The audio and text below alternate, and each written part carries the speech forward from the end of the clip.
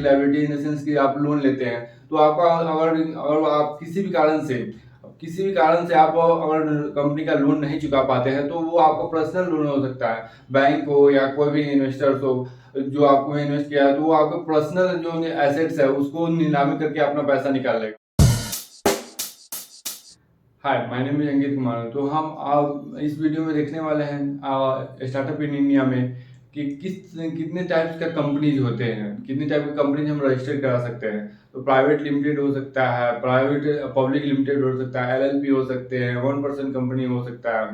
तो बहुत सारे टाइप्स की कंपनी हो सकते हैं। तो हम एक एक करके एक पर्टिकुलर वीडियो में देखेंगे कि एक एक करके कौन कौन सी कंपनी होती है, कौन कौन सी किसका किसका क्या एडवांटेज है, क्या डिसएडवांटेज है, कौन सी कंपनी रजिस्टर कराना चाहिए, किसको कराना चाहिए।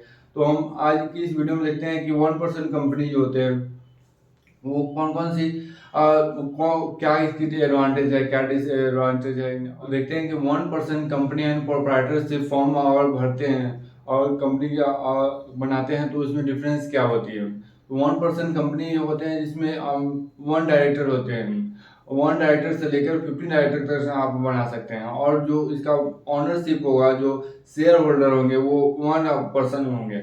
आप ऐसा नहीं है कि प्राइवेट लिमिटेड कंपनी अगर स्टार्ट करते हैं तो आपको मिनिमम 2 डायरेक्टर्स की जरूरत होती है, 2 शेयर होल्डर्स की जरूरत होती है। बट इसमें है कि आप पर्सनल, आप खुद के ऑनर हो सकते हैं, खुद आप एक शेयर होल्डर हो सकते हैं।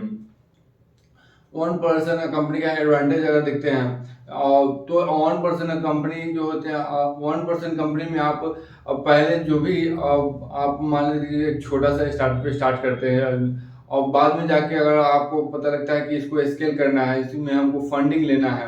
तो फंडिंग क्या होता है कि अब जो भी इन्वेस्टर्स होते हैं वो 1% कंपनी में इन्वेस्ट नहीं करते हैं, वो प्राइवेट लिमिटेड कंपनी में ही करते हैं। तो आप इसमें आगे चल के अगर आपका टर्नओवर 3 फाइनेंशियल ईयर में और 2 करोड़ से ज़्यादा हो जाता है तो आप इसको प्राइवेट लिमिटेड कंपनी में आपको करवाना ही होगा। तो आप इसको चेंज भी करवा सकते हैं। अगर 1% कंपनी आपने रजिस्टर्ड करवाया है तो आप अगर चाहे तो कभी भी आप पेड अप कैपिटल को बढ़ाकर और आप इस कंपनी को चेंज कर सकते हैं। Paid up capital, authorise capital, book capital क्या होते हैं, बुक वैल्यू ये सब क्या होता है, हमने एक वीडियो में बनाकर बताया हुआ है, आप उसको जाके देख सकते हैं। इससे क्लियरिफिकेशन हो जाएगा। अब देखते हैं इसके एडवांटेज और देखते हैं प्रोप्राइटरशिप फॉर्म एंड 1% कंपनी में क्या डिफरेंस होता है। इसमें अब जनरली अगर डिफरेंस देखा जाए तो अगर प्रोप्राइटरशिप फॉर्म में अगर कोई भी लाइबिलिटीज आप लेते हैं, अगर लाइबिलिटी इन द सेंस कि आप लोन लेते हैं तो आपका अगर अगर आप किसी भी कारण से आप अगर कंपनी का लोन नहीं चुका पाते हैं तो वो आपका पर्सनल लोन हो सकता है, बैंक हो या कोई भी इन्वेस्टर्स हो जो आपको इन्वेस्ट किया है, तो वो आपका पर्सनल जो एसेट्स है उसको नीलामी करके अपना पैसा निकाल लेगा।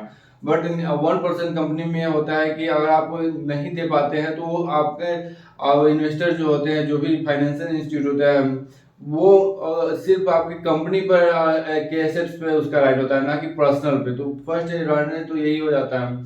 और सेकेंड हो जाता है कि अगर आप छोटा व्यवसाय, अब छोटा सा स्टार्टअप स्टार्ट करना चाहते हैं, जैसे यूट्यूबर हैं, चाहे बड़ा सा विजन है बट स्टार्टअप जो करना चाहते हैं स्टार्ट वो छोटा सा करना चाहते हैं तो आप 1% कंपनी को रजिस्टर करा सकते हैं।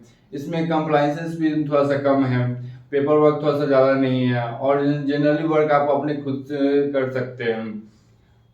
और इसका डिसएडवांटेज देखते हैं तो फर्स्ट डिसएडवांटेज है कि आप एक से ज़्यादा शेयर होल्डर नहीं रख सकते हैं। क्योंकि 1% कंपनी है तो इसका फुल्ली शेयर जो हो सकता है 1% के साथ हो सकता है। और एक से ज़्यादा एक एक पर्सन एक से ज़्यादा के नाम पे नहीं हो सकता है। और इसमें एक डिसएडवांटेज ये है कि आप ये टोटली डिपेंड होता है नॉमिनी पे, जो आप कंपनी रजिस्टर करते समय जिसका भी नॉमिनी का नाम देते हैं, ठीक है, तो वो उस पर डिपेंड करता है कि आपके जाने के बाद वो कंपनी को आगे बढ़ाए या ना बढ़ाए। बट प्राइवेट लिमिटेड कंपनी में होता है कि शेयर होल्डर्स बदलते रहते हैं, डायरेक्टर्स चेंज होते रहते हैं, तो वो कम आप रहे या ना रहे कंपनी हमेशा चलती रहती है। तो आई होप 1% कंपनी के बारे में थोड़ा सा जानकारी मिला होगा। तो आप एमसीए की वेबसाइट पे जाके आप देख सकते हैं और डिटेल में पढ़ सकते हैं कि 1% कंपनी में क्या क्या होता है। तो आप वहाँ से क्लियरली जानकारी मिला होगा। अगर नहीं मिल पाता है तो आप हमको डीएम कर सकते हैं, हम हमसे कांटेक्ट कर सकते हैं, हम आपको पूरी जानकारी देंगे। Thank you.